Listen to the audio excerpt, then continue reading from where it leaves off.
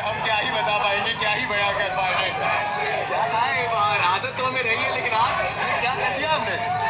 मुझे एक्चुअली समझ नहीं आ रहा है कि मैं इसको एक्सप्लेन कैसे करूं, और थोड़ा प्रैक्टिकल चीज़ों के बारे में अगर बात कर लूं तो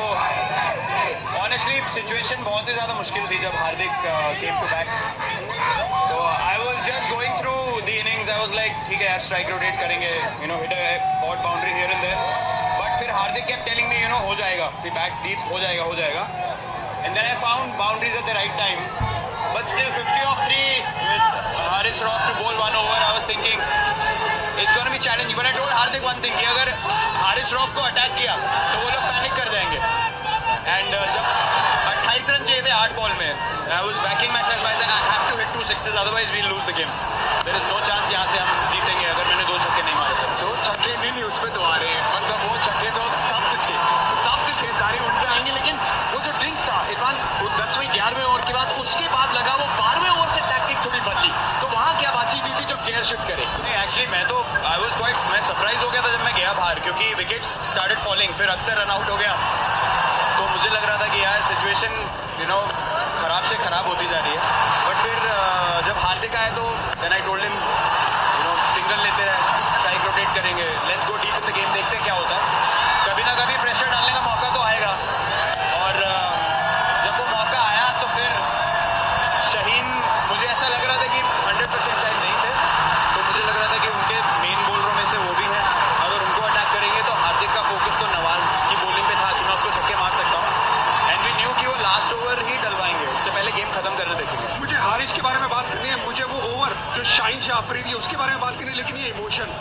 विराट आपने बहुत शतक लगाया, आप लेजेंड हो, लेकिन ये इमोशन ये हमेशा नहीं देखने को मिलते, क्या मायने रखता है आपके लिए। मतलब मैं ये बोल रहा हूँ कि ये सब जो हुआ है मुझे समझ ही नहीं आया कि हुआ क्या है, मतलब ये मुझे बार बार देखना पड़ेगा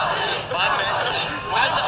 सिर्फ ये क्योंकि इमोशंस की बात कर रहे हैं, क्या सही था कि इनसे 1-2 बॉल पहले आपने ड्रेसिंग रूम और डगआउट को इशारा किया था कि शांत रहना, जब जीतने वाले थे हम थोड़ा शांत रहना। हाँ, क्योंकि जब आपको 15-16 रन की रन रेट चाहिए और 2 बॉल में 2 रन आ जाए तो लोग शायद रिलैक्स या ओवर एक्साइटेड भी हो सकते हैं कि बन गए, फिर एक डीके रन आउट हो गए या स्टंपिंग जो भी बोलेंगे आप, बट फिर ऐश को मैंने बोला कि कवर्स के ऊपर मारने देखना, लेकिन ऐश ने अपना दिमाग के ऊपर एक्स्ट्रा दिमाग लगाया और मतलब that was a very brave thing to do, came inside the line, wide करवा दी, उसके बाद तो सिचुएशन ये रहेगी कि गैप में गई तो हम जीत जाएंगे मैच। आपके वो छक्के, हारिस रऊफ को वो छक्का सामने, विराट व्हाट इज दैट, मतलब 150 पे गेंदबाजी कोई कर रहा है, वो हार्ड लाइन डाल रहा है और आप सामने मारो, पूरे टूर्नामेंट का सबसे बेहतरीन शॉट है, क्या सोचे, प्लीज एक्सप्लेन करिए प्लीज। तो मुझे समझ ही नहीं आ रहा कि मतलब मैं उसको एक्सप्लेन कैसे करूं। मैं यही सोच रहा था कि 2 छक्के चाहिए, लेकिन वो एक इंस्टिंक्टिव शॉट था, मैंने कहा सिर्फ बॉल को देखो, ज़्यादा हिलने की ज़रूरत नहीं है, और वो कनेक्शन होना बहुत रेयरली, आई थिंक मेरे करियर में 2 या 3 बार ही ऐसा कनेक्शन हुआ है मेरे बैट से ऐसे शॉट के लिए, और उस टाइम पे बहुत ज़रूरी शॉट था वो, तो वहाँ से मुझे लगा कि वो थोड़ा पैनिक कर गए उसके बाद। बिल्कुल कर गए, लेकिन जो शाहीन शाह अफरीदी का ओवर इससे पहले था, क्या आपको लग रहा था कि उसको टारगेट आप करोगे, क्योंकि वो चोट के बाद वापस आ रहे थे, उतना रिदम नहीं नजर आ रहा था जितना पहले था। वो पहला जो उन्होंने स्लोअर बाउंसर मारा, जब वो ऑलमोस्ट छक्का हो गया तो मुझे लगा कि अब वो प्रेशर में है, क्योंकि यहाँ पे स्क्वायर बाउंड्रीज बड़े हैं, बैक ऑफ लेंथ बॉलिंग में बॉलर ऊपर होता है, तो अगर वो बीट हो जाओ आप तो गेम अलग है, अगर उसमें चौका लग जाए और वो कंधे के ऊपर भी हो गई बॉल, तब तो मुझे पता था कि अब उसके पास ऑप्शन नहीं बचे, या तो मेरे को यॉर्कर मारेगा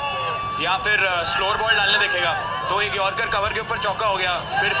लास्ट बॉल एक्चुअली मैं स्टांस में था